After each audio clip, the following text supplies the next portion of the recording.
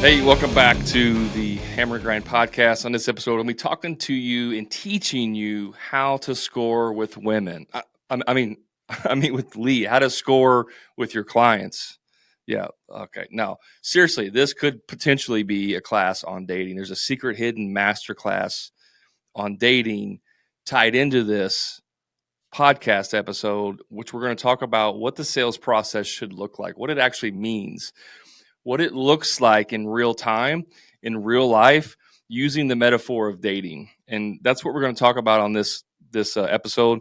Stick around. There's going to be a lot of things in here that are going to relate into, if you're a single guy, this is going to relate to you as well. All right. So it's like a 2-for-1. Now, if you're married, maybe you can use some of this to re-engage with your spouse. Okay. So hang tight with me for a little bit. We're going to get into this. It's going to be a lot of fun. I appreciate you hanging out with me today. So, how is the sales process like dating? Well, first, let me kind of lay out the steps that we typically do, what we discuss, and what I teach in the Profit Club using the Profit Sales System, which is just a system that I've developed, borrowing things from here and taking things from over here and basically putting together a sales process that worked for me in my business and that now I teach other clients to use in their business, and they have a lot of success with it. Okay, so let's paint the picture here. You go to the coffee shop every morning to get your coffee, and there's a cute little barista working there, and you're interested in her, and so over the maybe a month or two, you're like stalking them, getting extra coffee, maybe twice a day. I don't know.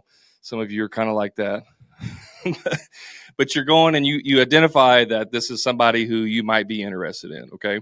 Now, the only thing that's slightly different here is that a lot of us, our clients are coming to us. We're not going to the clients. Okay. So just work with me with this. Work with me with this metaphor. That's the only thing. You have to use your imagination. So the client reaches out and fills out a form on your website. If you don't have a website, are you even serious about being in business? But I digress. They fill out a form on your website. They call you. They get a referral. They see your Facebook ad. They see your wrap truck. The neighbor has it, has work done by you. They see you, whatever. They initiate contact. And now they know you exist and you know they exist. Okay. And so through this exchange of information, they fill out the form. They send you an email. You reply back, email, or you call them or whatever, or text, or you talk to them in person, and you go, yeah, would you be interested in going out on a date with me? Right? And they're like, yeah, actually, I'm in the market for finding a husband. You're like, great, I'm in the market for finding a wife. This is perfect. Let's go on a date. Okay. Now, some of you will want to run right over to their house and ask them to get in bed with them. You just sleep with them. Yeah, I'll come right over. As soon as I get off work, I'll come right over there and try to get in your pants. That's what some of you are trying to do. So we're going to roll this back into like the 1940s and 50s when people had class and they actually would court people. They would actually seek them out over a period of time to make sure they're the right one. Okay. So call me old school if you want. That's fine. That's just what works. Okay. So you say, hey, let's go out on a date. They say, that's great. So you go out on the date with them and you go to your favorite restaurant and you start the small talk. Where are you from? What's your family like? Where do you see yourself in 5 years? What do you do for work? Like the small talk stuff. You're just trying to get to know them and find out more information about them to make sure they're not a serial killer or they're crazy or they've been married 18 times, right? Or they're, serial dater, or they like to get around with people, right? You're the fifth contractor they've talked to get an estimate for this project. Like those are things you're trying to find out on this date. And so on this date, you're asking these important questions. How long you been thinking about getting this project done? i.e., how long have you been on the market? How long have you been dating? How long have you been looking for a serious relationship? How long have you been thinking about getting this project done? What's changed or what's got you motivated to want to get this project done now? Like, why are you back on the market? Okay, you came off a serious relationship 2 years ago. Why are you just now looking for dating? Why haven't you been dating the last 2 years? What's changed, right? These are questions that we're asking. What's got you motivated to get this done now? What's your time frame? Like when are you anticipating to have this project done? Now, this is a little bit of forecasting. That's like, when are you anticipating getting married? Now, obviously, we don't know that, but that's kind of what we're forecasting here. It's a subtle way of asking. Like, where do you see yourself in 2 years? Are you going to be working? Are you still going to be dating? Are you hopefully going to be married and settle down and start having kids? Like, where do you see yourself in the future? What's your timeline, right? Are you getting closer to 40s and you're a woman, you feel like, you're ovulating and you got to have kids, get married and have kids, like kind of getting a little desperate? Like, where are you at? Where are you at in this process? Where are you at in this timeline? Another question could be, have you talked to other contractors? Tell me where you're at in this process. Have you talked to other contractors? Have you gotten estimates? Have you done any window shopping? Have you been on Tinder swiping? Right? Like, this is you see how this stuff's starting to correlate here? I want to know if I'm the fourth contractor that you've been on a date with this month, right? What's that say about someone's personality? What's it say about their commitment level? Now, keep in mind, we're looking for a serious relationship. We're looking for a commitment. We're not out there playing the field. We're not out there trying to hook up with people right and left. Okay, that's not what we're doing here. We're trying to find long-term serious relationships, because when you work for your client, it is a long-term serious relationship. Now, it may only be 3 days, 3 weeks, it could be 3 months. I have some clients that are in relationships, i.e. the projects last 3 years. So understanding the time frame can change depending on what you do, but it's still a long-term relationship. We're finding out all of this information on the first date. And remember, the first date is a phone call. It's not an in-person. It's a phone call.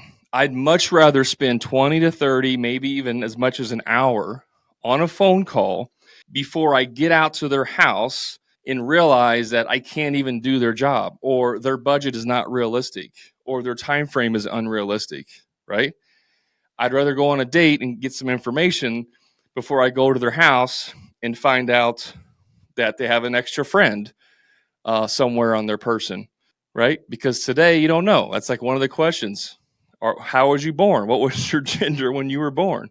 And that might offend some of you. I don't really care. That's the reality of today. Okay.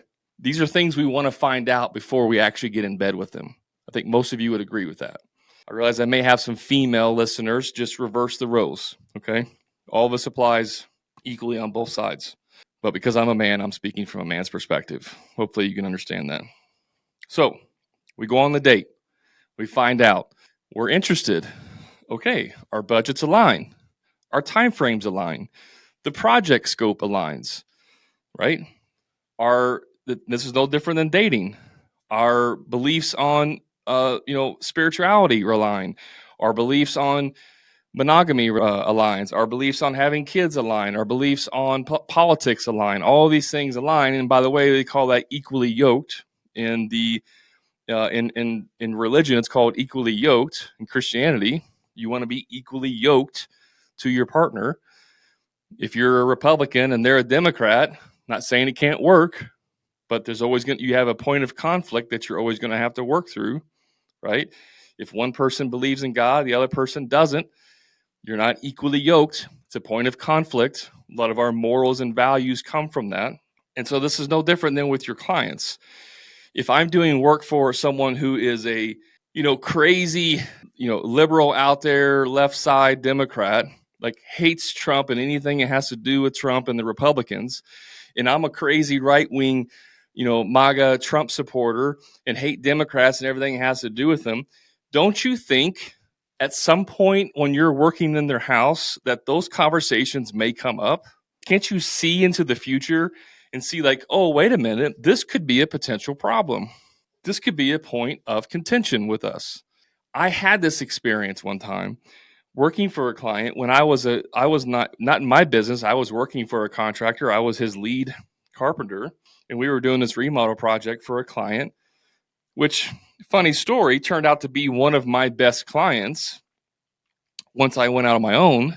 But I was working for this client, And she was very liberal. I'm conservative. And we were having a conversation. And I remember distinctly, I was working on a door. I was like installing a door in a closet or fixing the hinges or something. And she's like, why? Why, Brad? Why don't you like this? And why aren't you like that? And I was like, snapped. And I was like, because I don't believe in abortion and stuff. Like, I just snapped. And she was like kind of taken back. She didn't like get mad or upset, but she like, then she stepped back.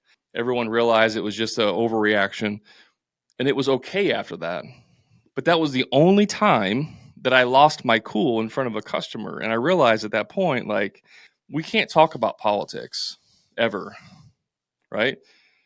But if I'm working in someone's house for 6 weeks or 6 months, those conversations are going to come up. I'm going to see evidence of that stuff in their house. And if I'm crazy on one side and they're crazy on the other, there's going to be a clash. It's just going to happen. And so this idea that if someone calls you, you have to go date them and then eventually marry them because they called you is crazy. That's what amateurs do. Amateurs believe they have to sell every lead that come in. Professionals understand that every lead that comes in has to be filtered first to make sure it's a good fit, right? This is where a lot of contractors become self-employed laborers for their clients because they believe that because as a business owner, their job is to make their client happy and to do whatever they say. This is why you see the post on Facebook and social media where, I saw one, I think it was yesterday. It was a picture of a bathroom, and it was a toilet, and there was a door, like, going into the bathroom, but the location of the door was next to the toilet, and the door was open. And so there was no way to close the door because the toilet was in the way. So in other words, the toilet was blocking the path of the door swing, and it was open. Like, in the comment was like, the customer says, I want a door in every single room, right? Some contractors believe that whatever the customer tells them, that's what they do. Well, they're paying me. They're the client. My job is to make them happy and do whatever they tell me. So if they tell me to put a door in the toilet by the toilet, where there shouldn't be one, I'm going to do it. And then I don't understand why they're mad at me because they told me to put it there. I mean, I know it sounds ridiculous, but there are contractors who actually work like this. That's an extreme example. But there are examples in your business where you believe a client calls you and you need work, like you don't have enough work coming in. A client calls you, you try everything in your power to sell that person, to get that sale. And they're not equally yoked with you. They're not a good fit. And then what ends up happening is the next 3 weeks of doing this project, they're a nightmare customer. You end up losing money. Both of you have a bad taste in your mouth. They leave a bad review.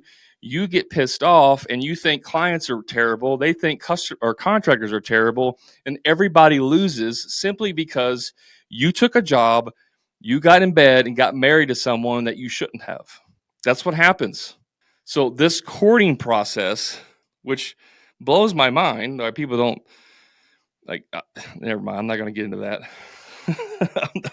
It just blows my mind that, you think you're going to go out and sleep with someone on the first night and that's going to be your wife and everything's going to be great. Like the whole purpose of courting is to find this stuff out. It's a long-term process. I digress. You have to go through this process to make sure they're going to be a good fit. Okay. This is the difference between amateurs and professionals. So we're on the date. We're asking them questions. We find out everything is in alignment. Everything is going well. Now, when we do discovery calls and we find this information out, it's really like going on the 6 months worth of dates combined into one call. If you were dating someone, you may date them for 3 months, 6 months, a year before you decide you want to marry them, right? Or ask them to marry you. In construction, the process happens on one phone call. That entire dating process happens on a phone call. And the majority of it, though, is the first date. Like the first half of the call, which is what we call discovery. There's 4 pillars: discovery, investment, objections, commitment. The first part of the discovery call is called discovery, and that is where we figure out the motive. That is where we're finding out all of these questions. Are we equally yoked in our goals here? Okay. Do we have the same goals aligned with this project? The other part of the discovery call is like the additional 3 to 6 months of dating before you propose. Does that make sense? So we're condensing this down into one phone call. Now, you go through the phone call, you go through discovery, you give them the investment, you give them a range. I'm looking to have 2 to 3 kids, and hopefully in the next 5 years. That's your investment. And your client's like, yeah, that's exactly what I was thinking. The same thing. Cool. No objections. We're trucking along. What's the next commitment? Hey, would you like to go on vacation to Hawaii? Yeah, that would be great. Let's go on Hawaii. That's the commitment. That's you're committing to a time frame, a timeline, an action. Great. I'll come out there. Now you do have to pay, this is a little bit of a stretch here. You have to pay your airfare out there, but I will cover everything else. It's going to be $1,000. It's going to be $1,500. Okay. Yeah, I can. That's fair. We'll split the cost. That's fair. Cool. So we go to Hawaii. And then we're going out to their house. Okay. You guys tracking so far? Trying to keep this in line here. Now we've set a time to go to their house and look at their project. We've already given them the criteria. We've matched the criteria. We're equally yoked on time frame, on budget, on all of that stuff. Okay. So now we're going to go to Hawaii and vacation together. But really, I have a ring with me because I'm going to propose. And so I go to their house, right? I.e., I'm on vacation. They've paid for the airfare, i.e., they paid for the consultation to know they're serious. Because if my girlfriend of 6 months is like, no, I'm not paying. That's stupid. Why would I pay for the airfare? You should pay all that. You should take care of me like that. I'm like, wait a minute. I don't know if this is the right person now, right? That's the purpose of the consultation charge. And so you're going to Hawaii, you agree to the consultation, you show up, and on this on-site consultation is really the final push, the final step in making sure everything is aligned. Before I propose, I want to just make sure that we're aligned. I'm taking them, out of their environment to a different location to see how they act, see how that goes, see if we can, if we're equally compatible and all that stuff. And then on that on-site consultation, I'm proposing. Literally, it's what proposal is for. Here is a proposal, right? I'm proposing to them, this is what it's going to cost to do your project. If you like me, if you trust me, right? If you know, like, and trust me, and we're equally aligned, let's get married. Here's the proposal. You're on Hawaii, you're on the beach, it's beautiful, glass of wine, the stars are coming out. You get down on one knee and you propose. Hopefully they say yes, right? Hey, just a quick timeout from the show. In the next 30 seconds, I'm going to tell you exactly how you can transform your contracting business. Imagine being part of a community of winners where you can find out exactly what they've done to be successful. That's exactly what you get when you join the Profit Club. But it's not just a community. You get lifetime access to all of my course-related material, including all future material that I add. But wait, there's more. Each week, you'll get access to 3 group coaching calls to talk about sales, marketing, and business problems and answer any questions that you may have. Still not convinced? How about personalized one-on-one coaching to help you overcome your limits? And here's my promise to you. I guarantee you will double your investment within 90 days, or I personally will work with you one-on-one until you do. So don't wait. Elevate your game with the Profit Club today. Now let's get back to the show. So far we've been on the date and the first 6 months of dating. Now we've done the proposal. What's next? The next thing after the proposal, and they say yes, is you have to plan for the wedding. You have to plan to get married. Let's say you're going to get married in 6 months, which is what my wife and I did. From the time I proposed and she said yes, we got married 6 months later. Okay. Now my wife and I are both very organized, very kind of overachievers. Like, let's get stuff done. Like, very boom, boom, boom, boom, make decisions. And so we were able to do that in 6 months, no problem. Some people need a year. Some people need longer to plan the perfect wedding and all this crap. That is when you're picking out selections for the project. That's when you're really getting to see their personality, making difficult decisions. And you're really kind of navigating those waters. Some of you sell a job and then you disappear for 6 months. And then you call the week before, hey, it's Brad, we're ready to get your project started. And, they're like, dude, you left me in Hawaii. Like, you just got up and left after I said yes. And I haven't seen you in 6 months. Like, I moved on. I pawned your ring and I found somebody else. Like, what are you talking about? I haven't heard from you in 6 months. And again, that sounds ridiculous, but that is what some people do. They make a sale and then disappear. I got the sale, on to the next one, right? This is why you have people that, like, after they get married, it's like they say the switch went off and everything changed. No, it didn't. The signs were there. You just ignored the signs. This is even from a customer's perspective with a contractor. They should be looking for signs, red flags of the contractor. You're looking for red flags of the customer.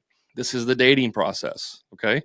So you ask to get married, they say yes, you give them the contract, they say yes, everything's great. Now you're planning for the wedding, you're doing the, picking out selections, picking out the flowers, what color tux and all that stuff. You're working through the details of the wedding. The wedding day is the first day of the project. Everyone has high expectations. Everything needs to be perfect. You're excited because it's a new project and you hope on this job you're going to actually make a profit and everything's going to be going well. You've been listening to the podcast, you've been getting some of my free resources, and you've been raising your prices slowly and trying to implement some of these things. So you're excited. And so the first day of the project is the actual wedding day, and everything needs to be perfect. Everyone's in good spirits. Everyone's happy. Change is coming. The client, right? Your fiance, they're excited because they're getting married, which is what they've dreamed of forever, right? This is the beginning of the marriage. Day one is the beginning of the marriage. And then the rest of the project is like the first 3 years of marriage. And so some of you show up on day one, everything's great. You say, hey guys, have at it. And then you, the owner, the salesman, disappear. Okay. And you don't tell your clients where you're at. You don't come in and check on them. And they feel like you're the husband that just went off to work and travels all the time and is never home. You never even call to check in with them. You never call to see how they're doing, see if they need anything. You're just like, hey, I'll let my guys take care of it. I'll let my assistant, take care of everything. And you're out. You check out. There was no transfer of trust. If you're the one working, that's fine. But if you have a team and you're not on the job anymore, there was no transfer of trust. There was no conversation with your spouse of like, honey, I need to build the business. And so I'm going to be traveling for the next 6 weeks. And I just need you to trust me. I'll call and check in on you, once a week, blah, blah, blah, blah, blah. Here's what we're doing. In the meantime, my team will take care of everything and make sure you're good. My assistant will make sure you have get the dry clean or whatever. Like whatever it is, like you're taking care of them. It's just not you personally doing it because you're off traveling for work, right? This is the same thing that happens when you start a project. If you don't transfer the trust, which is what it's called, transfer of trust, it's you and your lead guy and the client meeting on day one and saying, this is John. He's my lead guy. He's my right-hand man. He's going to take care of you. I've hired him to take care of you, to be a surrogate husband, minus the romance. He's going to take care of you while I'm gone on vacation or on business, rather. And the spouse is like, okay, it's not ideal. I thought you were going to be here, but cool. You trust him, so I trust him. Everyone's happy. If I need something, I go to John. John can get a hold of me and we can relay.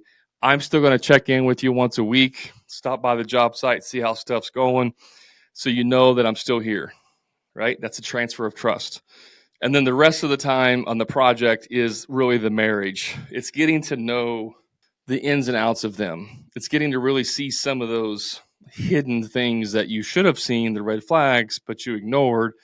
And this is where clients are like every day asking you questions. This is where clients pull up a lawn chair and sit out in front and watch you work all day long. I've had that happen before. This is where that stuff happens because there weren't enough red flags, or let me take it back. There were red flags, but you ignored it because you were just excited to get in their pants, right? You were excited to get that job.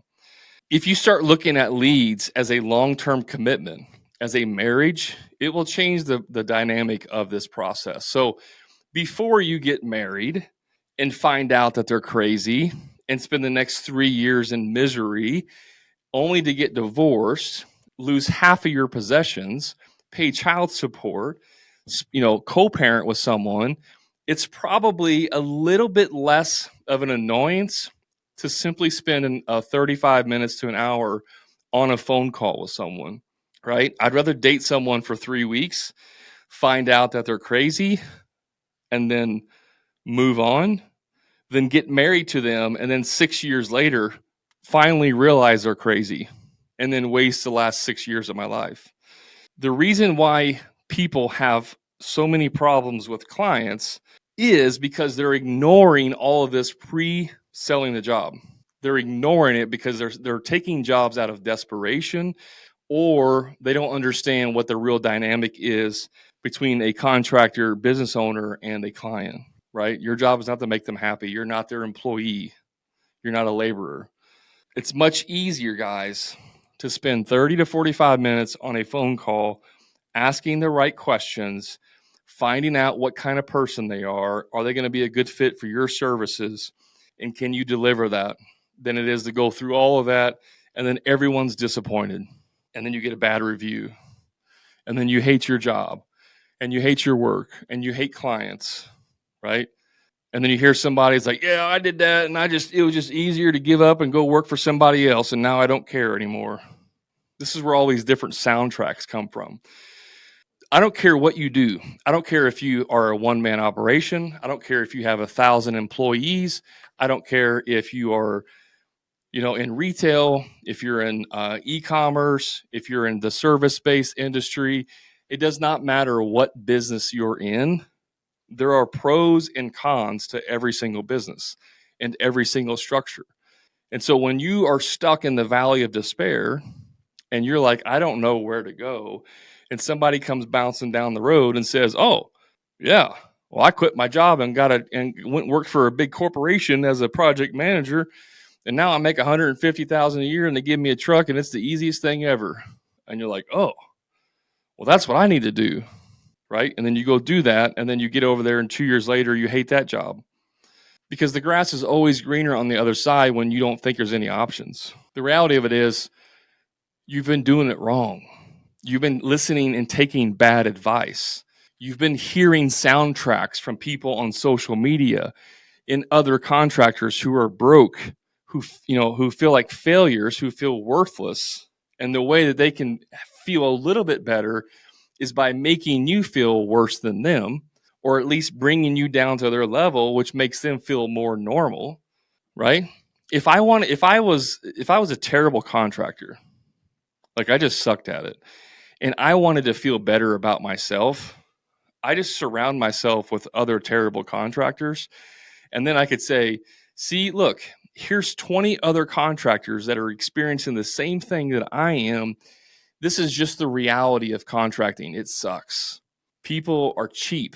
Nobody wants to pay for stuff. People don't want to work anymore. Woe is me. That's the trap we fall into, is that everybody is like me, and that's just the reality. Except this over here looks greener.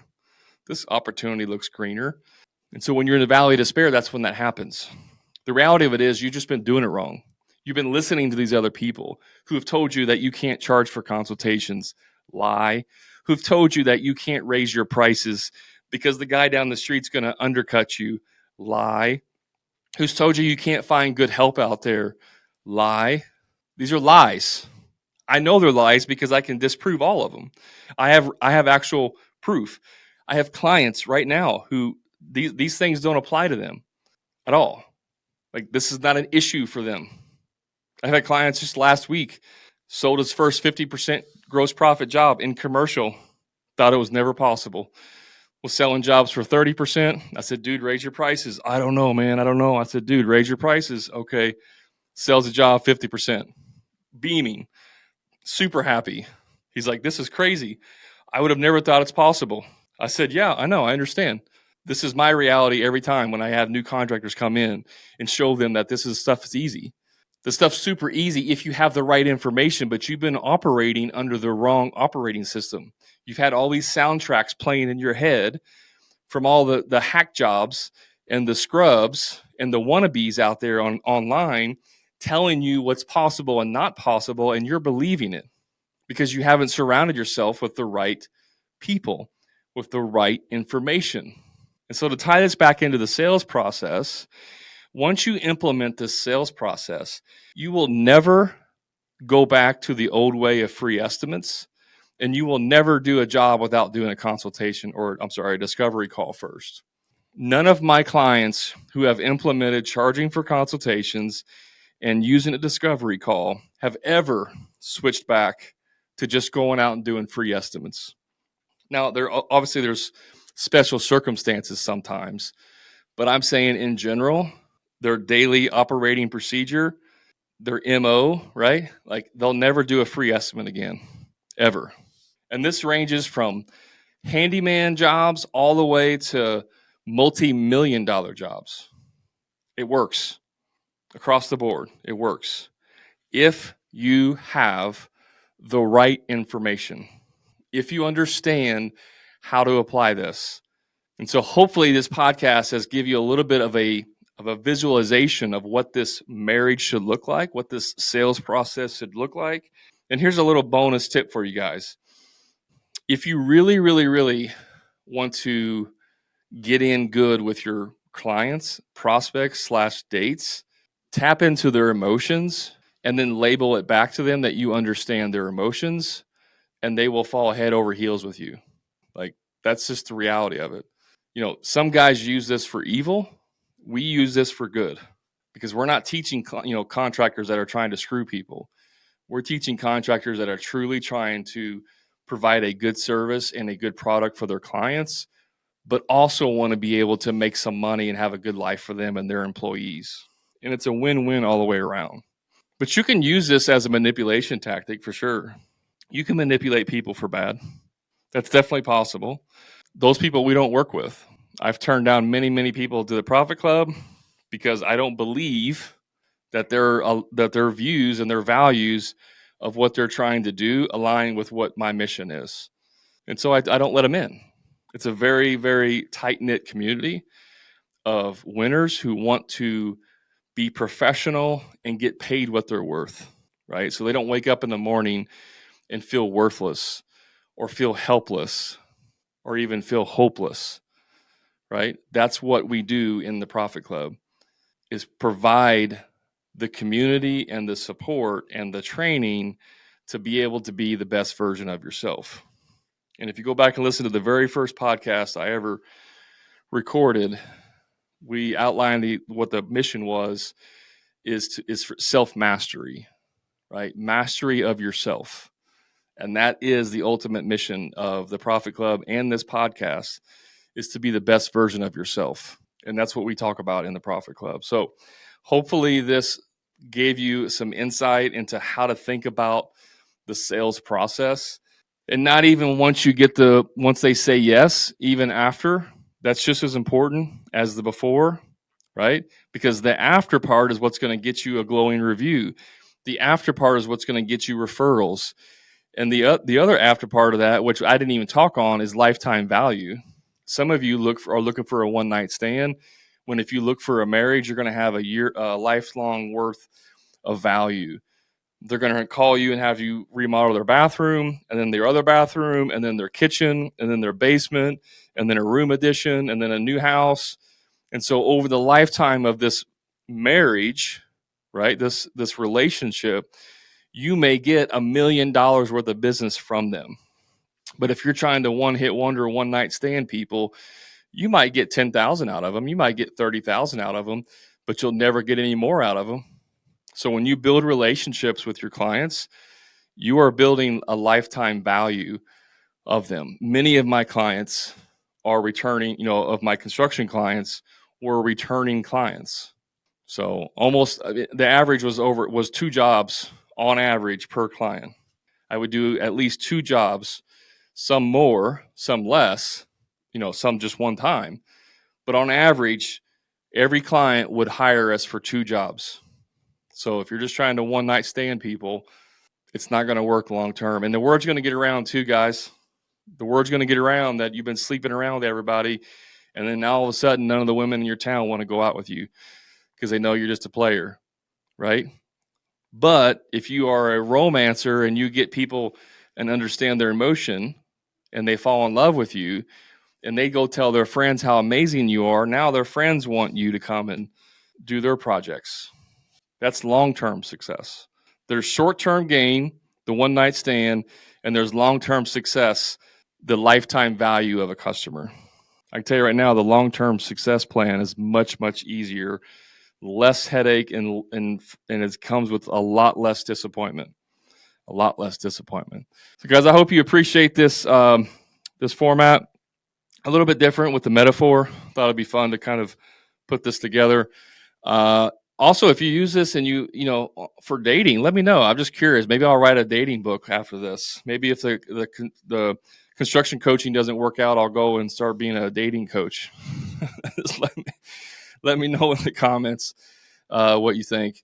And I appreciate you hanging out with me. You know where to find me on the socials: Instagram, Facebook, whatever I'm at, YouTube, TikTok. Just search for the Hammer and Grind Podcast. And I'll see you next time. And remember, guys, profit is not a dirty word.